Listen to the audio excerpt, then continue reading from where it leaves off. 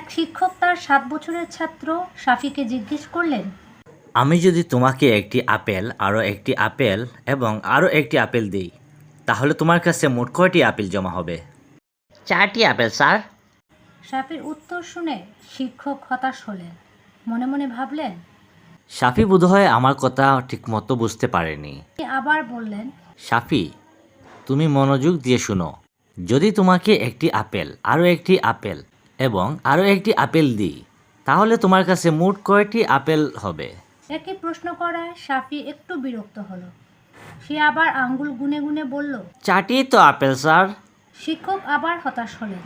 তার মনে পড়ল শাফি স্ট্রবেরি খেতে পছন্দ করে। তিনি এবার স্ট্রবেরি দিয়ে প্রশ্নটা করার সিদ্ধান্ত নিলেন। আমি যদি তোমাকে একটি স্ট্রবেরি, আরও একটি স্ট্রবেরি এবং আরও একটি স্ট্রবেরি দিই, তাহলে তোমার কাছে মোট কয়টি স্ট্রবেরি হবে?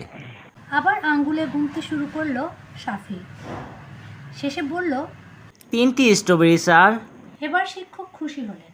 তার মুখে জয়ের হাসি দেখা দিল। এবার তিনি আপেল দিয়ে আবার সেই অঙ্কটি করতে বললেন।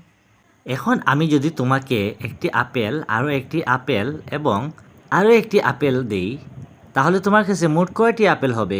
শাফি চটপট উত্তর দিল। 4টি আপেল স্যার। শিক্ষক আবার বিস্মিত এবং হতাশ হয়ে পড়লেন। বিরক্ত কণ্ঠে জানতে চাইলেন, কিভাবে শাফি? আপনি 3টে আপেল দিলেন স্যার। আমার ব্যাগে আগে থেকেই একটি আপেল ছিল। সব মিলিয়ে আমার কাছে 4টি আপেল আছে স্যার।